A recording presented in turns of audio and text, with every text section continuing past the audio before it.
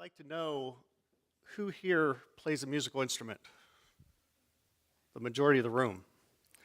And how many of you play an instrument that's made of wood? Great, great. You're really going to enjoy this then. As Christina mentioned, I've had a great career in technology. I've been very fortunate that when I was at the College of Wooster, I had a great academic advisor by the name of Walter Zirko, and Walter challenged me to think differently. He challenged me to look at everything in my life as if it were defective, and I was here to try and fix it. I remember him telling me, oh, don't do that. That's what you always do. Go over here and try this. And so throughout my career, I've done that. And around 2009, at the height of my career, everything's going great, I collapsed in my office one day. And I woke up to find that I was being taken to the hospital. And a few days later, I got a call from a doctor who said, Bill, we have a 4-inch by 2.5-inch tumor in your head, and we have to operate. And we have to do it quickly. Well, at that time, I certainly wasn't prepared to hear that kind of a diagnosis. And what I did, like everybody else, was think, am I going to live? And then I remember the story of my mother, who at age, in her early 20s, was Miss America, originally from Sandusky, Ohio. And at age 28, suffered a stroke which left her paralyzed and without speech. And she always said, you just have to put one foot in front of the other. You just have to set a goal and go after it. So I set my goal that regardless of the outcome of the surgery, I was going to commit my life to doing something good for the planet. And so what I'm going to talk to you about today is a topic that all of us are familiar with, and that is the topic of music. Music is something that takes us back to a place that we've been in the past. It gives us a feeling for a memory, a past girlfriend or boyfriend, maybe a grandparent. It's something that can basically help us to experience anything in life that we want to experience, whether it's happiness, sadness, joy, excitement. And most often, what we find in music is that it brings us together. We saw earlier the young man who was dancing in the field, and pretty soon there's 100 people dancing around him.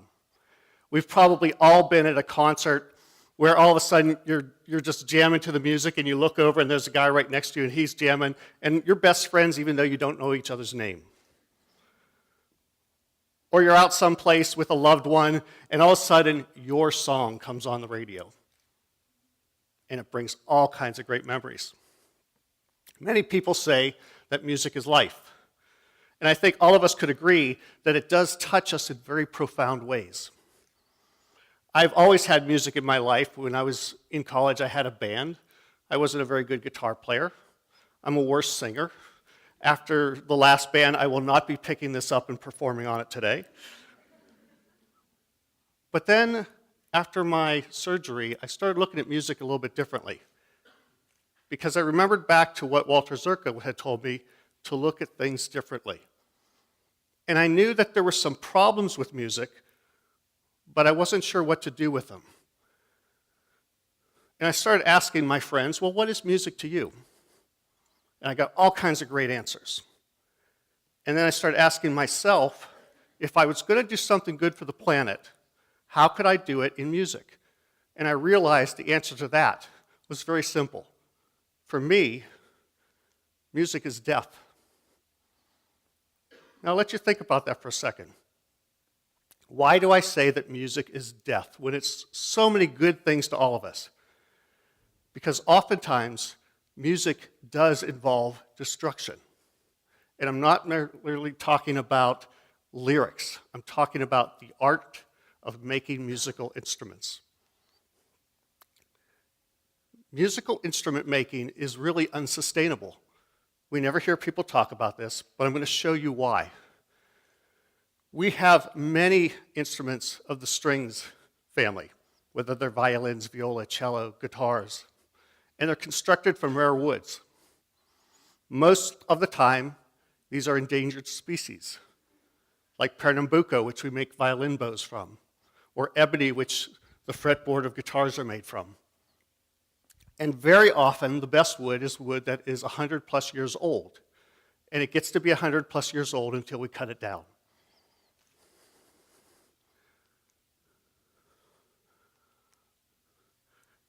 Many times we're using things like mammoth bone, tusk from rhinos, from walruses, from elephants, and tortoiseshell from endangered species so that we can make our instruments look pretty.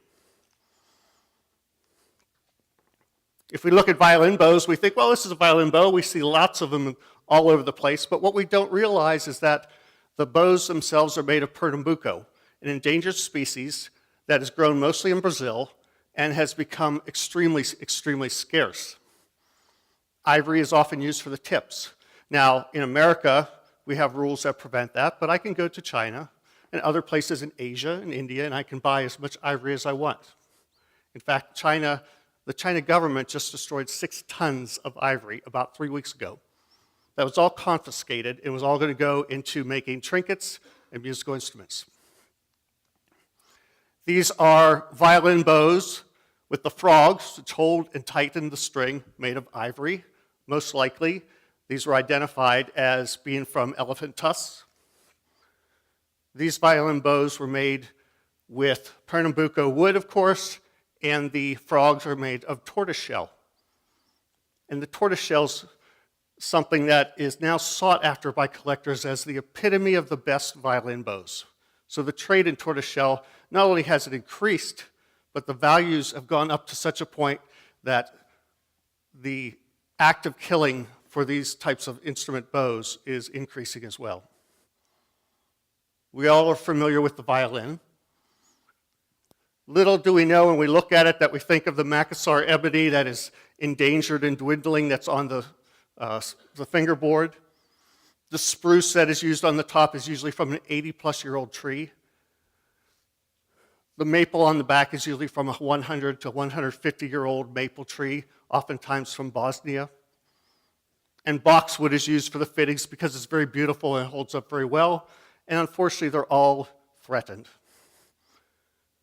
We would look at a clarinet or other woodwind and we wouldn't think anything about it until we realize that the wood that is used to produce these instruments is becoming extinct and is threatened around the world. Even guitars, which many of us play and own, are ecologically disastrous. We love the beautiful tops. This is a 1959 Gibson Les Paul. Stunning flame top of maple that was probably 100 to 150 years old when the tree was cut down. The backs are made very oftentimes of mahogany, and many of the species of mahogany are now threatened. And it's not even a beautiful wood to look at, it's just that sonically it's a great wood to work with as a maker. But because they're threatened, and because we have spent 100-plus years cutting them down without thinking about replanting them, we now are at the precipice of a major ecological disaster with these woods.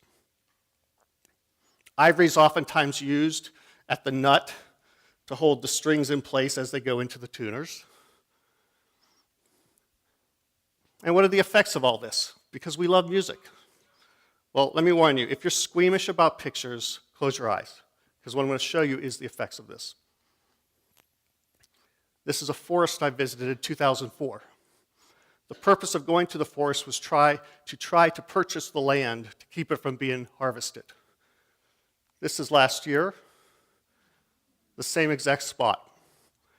The entire forest was clear-cut, destroyed simply for wood so that it could be harvested and sent out to make everything from musical instruments to tables to chairs, even toothpicks and chopsticks. When I saw this, I realized that it was now time to really get active to try to make a difference. The clear-cutting of forests has been described as an ecological trauma that has no precedent in nature except for a major volcanic eruption.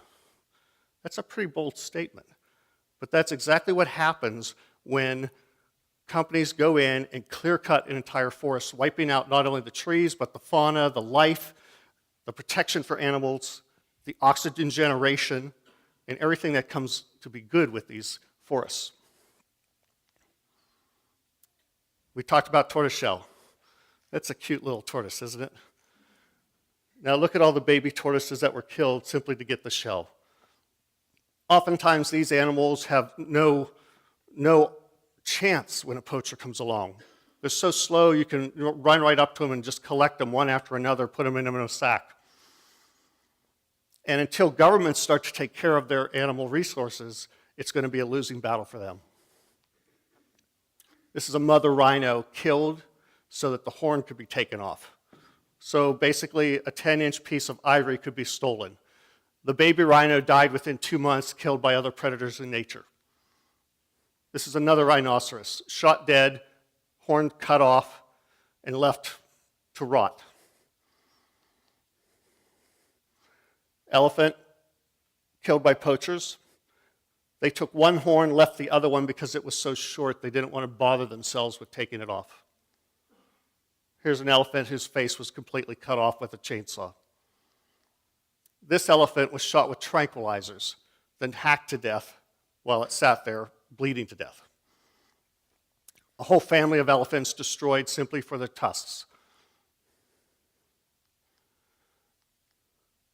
And whether they're poaching them with spears or whether they're using high-powered rifles, one of the worst parts to me is that when an elephant or a rhino is killed, oftentimes the baby is left behind.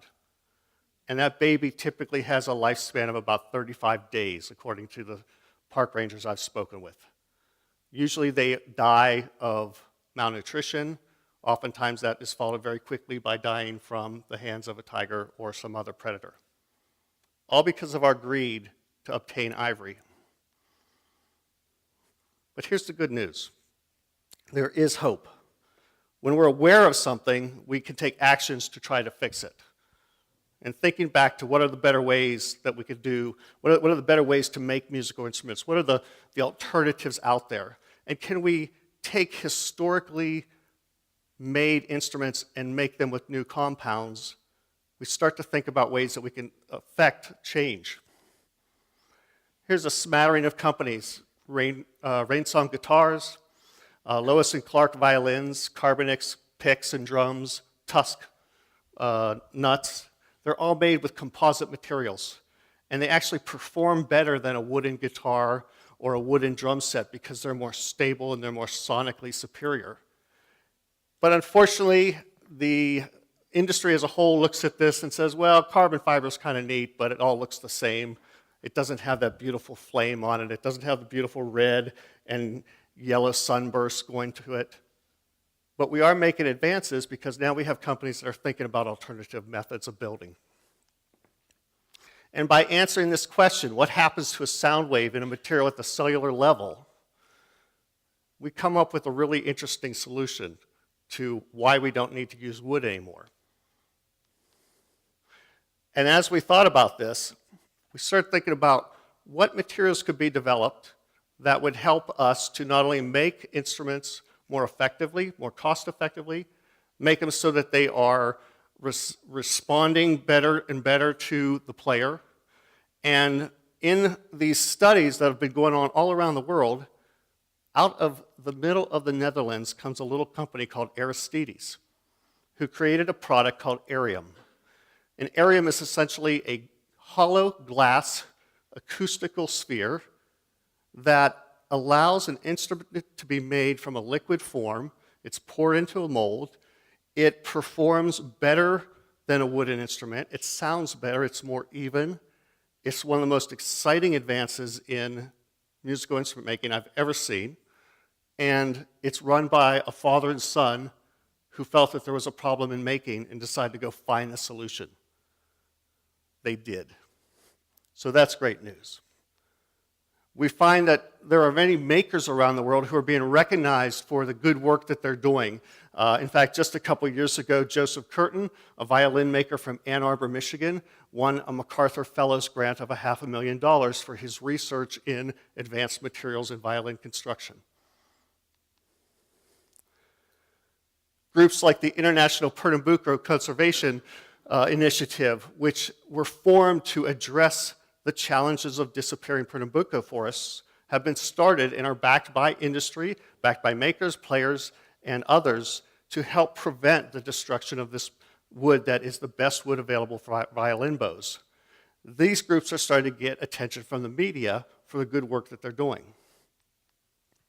And even governments are taking active roles in trying to preserve our ecology. In the country of Bosnia, this particular mountaintop was war-torn just 12, 13 years ago from the Bosnian War. And the government, along with the Global Environment Facility and the World Bank, has brought this area back from ecological catastrophe and is now one of the most sought-after places to visit by people throughout Bosnia because of its natural beauty. The forest land is being managed and managed carefully, and we will never see this area destroyed again because the government knows how important it is. This is another great picture, and I love this quote. It's from Senad Tudik.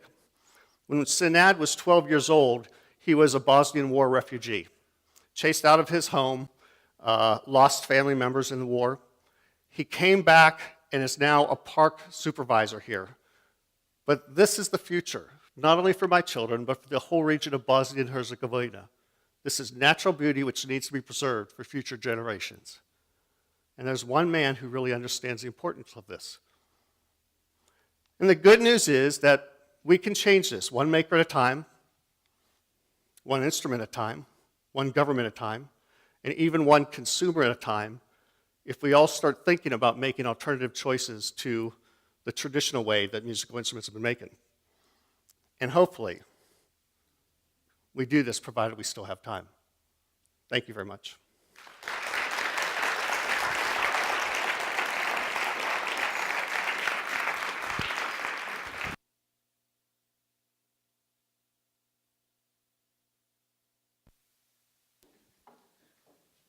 And that concludes our second topic of Reshape, and I'd like to invite you all for another little break outside in the main lounge, and if we could be back in here by 5:20, that would be fantastic. So enjoy.